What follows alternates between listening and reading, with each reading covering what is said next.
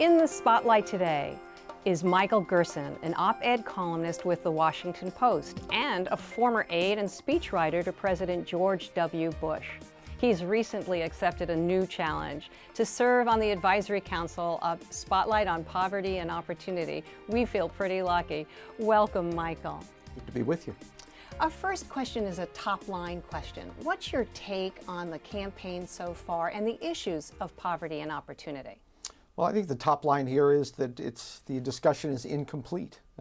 We've gone through a Republican primary process where this was clearly not the focus, where there was a rightward pull, ideological pull in the primary, so that even people that had talked about these issues in the past, people like Rick Santorum, for example, were not talking about this issue very much in the Republican primaries. And I think it's hard to describe President Obama's economic agenda right now as very vital.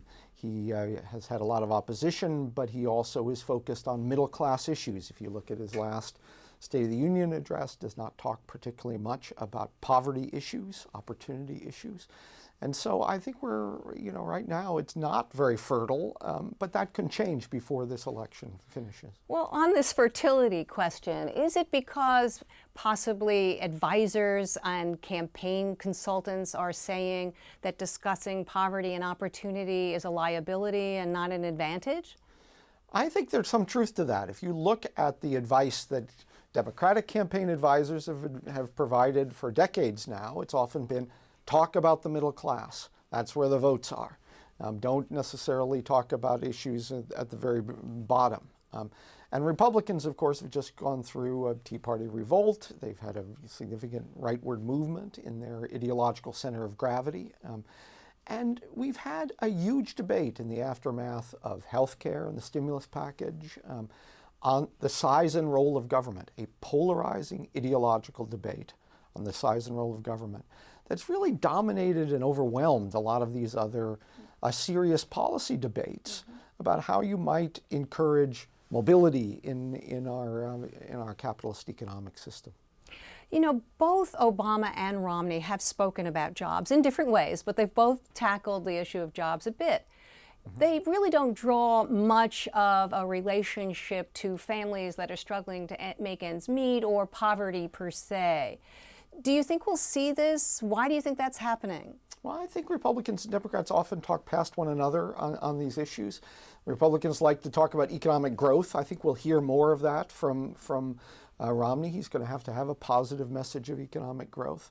I think Democrats in the last year or so have talked a lot about inequality in our society. That's been a serious debate, but really a snapshot image of inequality. The common ground in this debate, I think, between Republicans and Democrats should be, in an ideal world, the issue of mobility. It's how people get from the lower rungs of the ladder higher on that ladder. And both liberals and conservatives have something to contribute to that debate. It has something to do with family structure. It has something to do with educational success. It has something to do with skills and job training. There's a variety of measures that are necessary to encourage mobility in a society. And it's not just a Republican or Democratic issue. I'd love to hear more on that, but often that's not the discussion. You know, you've called not just for a debate, but you've actually asked for the candidates to drill down further on their solutions. How do we get them there in this arena on poverty and opportunity, not only to join together in a debate, but to offer the public their specifics? Drill down, giving answers to concrete questions and program strategies and solutions. What will make that happen?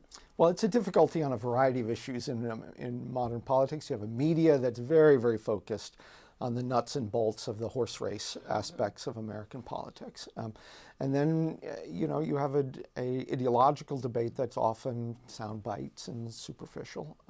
I think that there's a role, citizens essentially get the democracy they deserve in many ways. Citizens need to demand this of their politicians. I think sophisticated media, people writing in the media need to be talking about these issues. And I think there's a role for foundations and advocacy organizations as well to try to encourage politicians to say, address these issues. I'd love to hear a virtuous competition between the Republican and the Democratic candidates in this race about how you move people up the ladder of mobility in American life. That could be a healing, unifying debate, but we're not going to hear it unless people insist on it. Well, thank you very much for being in the spotlight, Michael Gerson. We appreciate your time. Great to be with you.